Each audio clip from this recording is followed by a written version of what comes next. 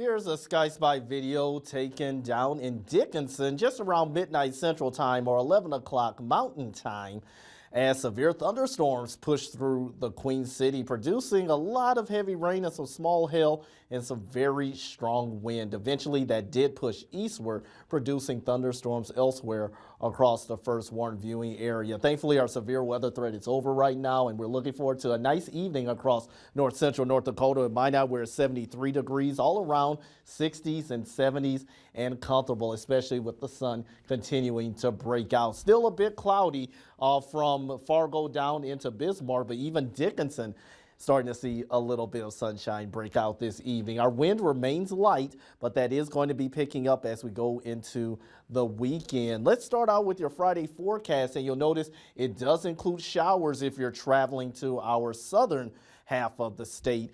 Even in the morning, Bismarck, Dickinson could be dealing with some showers, some of that sticking around the capital city as you go into the afternoon, especially if you have plans on attending the McQuaid tournament. It might not, maybe a few morning showers, but our rain chances do come in at least by the mid to late morning and early afternoon. But Williston for tomorrow, for the most part, should be remaining dry with our highs mostly in the lower 70s. Stormy across parts of eastern South Dakota, remaining storm free, however, across the Peace Garden State. But notice tomorrow morning, mainly dry across the northern half of North Dakota. Across the south is where we have that chance for some scattered showers and thunderstorms. This is at 3 o'clock in the morning. Let's bump it up or push it forward to 8 o'clock. And as I mentioned, maybe a couple of showers from the Minot area, but our better rain chances come mid to late morning and into the early afternoon. Still remaining on the cloudy side, a bit of a break during the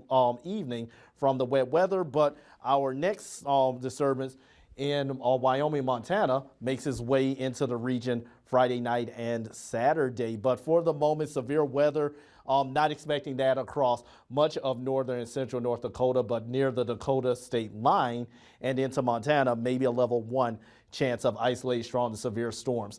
That is for tomorrow, but for the most part, just keep in mind, just have the rain gear handy. You're not going to need it very long for Friday morning. By the early to mid-afternoon, should be out of here with the wet weather. Temperatures holding near 70 degrees. But look what happens as we go into Saturday. There it is along the interstate, and then gradually the showers expand northward Saturday, and some of that could be a bit heavy at times. So we'll be monitoring that for changes. As we mentioned, there is the potential across northern North Dakota, lowered some of those accumulation chances a bit to maybe about 1/4 of an inch, but along the south, that's where they have the chance of possibly a few inches of rain on Saturday. Not as wet on Sunday. We're back to near 80 degrees afterwards with only afternoon and evening storms likely for next week. All right, thank you so much for that, Henry.